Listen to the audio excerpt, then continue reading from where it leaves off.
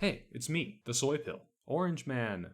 Bad? On January 13th, 2021, House Democrats and 10 House Republicans voted to impeach Trump a second time under a singular charge: that he incited a violent attack on the Capitol, risking the lives of Congress members, staff, and any of his supporters who don't know how to use a taser. Depending on what media outlets you watch, you may have a very differing view on Trump's words. A lot of people point to the tweet that said, oh. They also point to his pre-riot rally speech, where he said, to peacefully and patriotically make your voices heard. Or they look at the specific language in his speech post-riot saying this: but you have to go home now.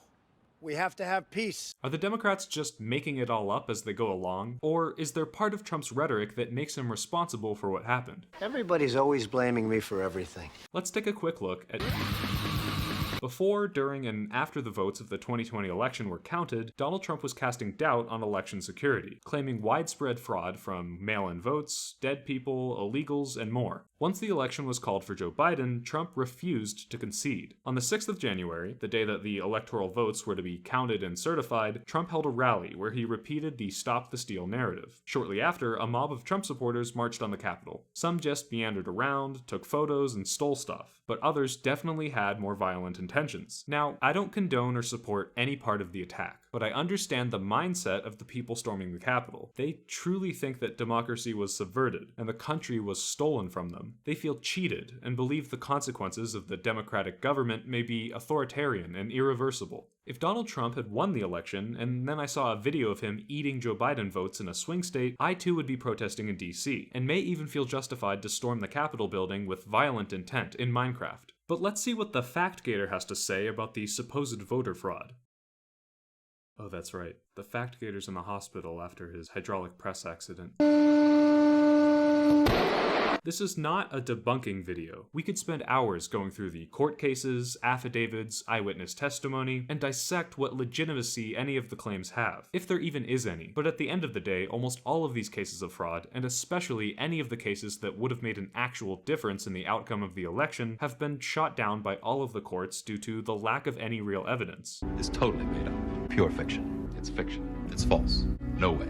Not this time. For Trump's claims to be true, every poll worker, Trump-appointed judge, Trump's own vice president, and a ridiculous amount of other people would have had to be in on some massive, airtight, unleakable conspiracy just to elect one of the most milquetoast, boring Democrats since Jimmy Carter. But for the sake of argument, and stick with me here, left-wingers, let's assume that everything that Donald Trump has said is true. What the fuck? Because the Capitol rioters believed it was true. And if you do believe it's true, you must then believe that this massive bipartisan conspiracy against Trump by almost all of our legal and social institutions is real. And if that's the case, what else were these protesters supposed to do? As the great JFK once said, those who make peaceful revolution impossible will make violent revolution inevitable. Every single check and balance, every avenue of legal investigation has been exhausted for the Trump team. Once the vehement progressive activist Mike Pence refused to stop the certification, there was no other hope. These people didn't expect to go to the Capitol with signs that said, "Pretty please, stop counting." Storming the Capitol and using force against the people who were stealing the country was the only viable option that they had. So we could comb through the language Trump used at the rally, arguing about his plausible deniability and whether he's dog whistling. We could look at Trump's son or lawyer who said these things.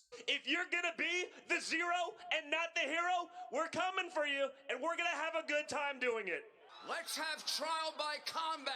We could look at the video afterwards, in which he tells the rioters that he loves them instead of condemning them. But in the end, even if Trump intended to cause violence with those things, intention is hard to prove. Trump didn't explicitly use obvious calls to violence.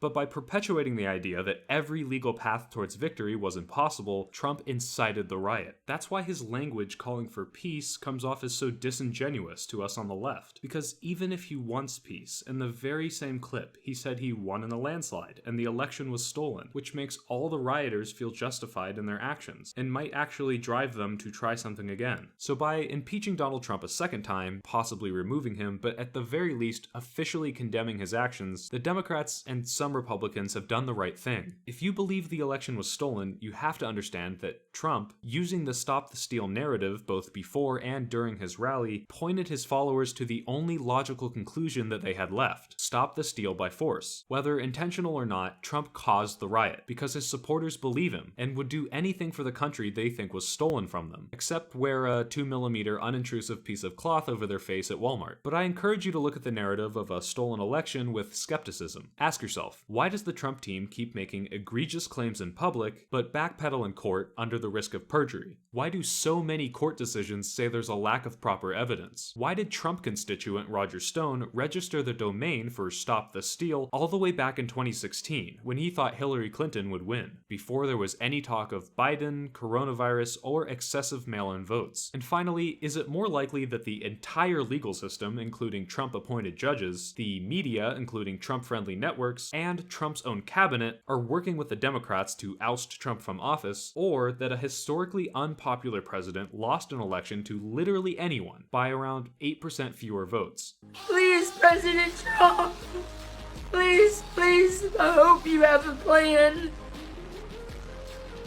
If you see this, please save us.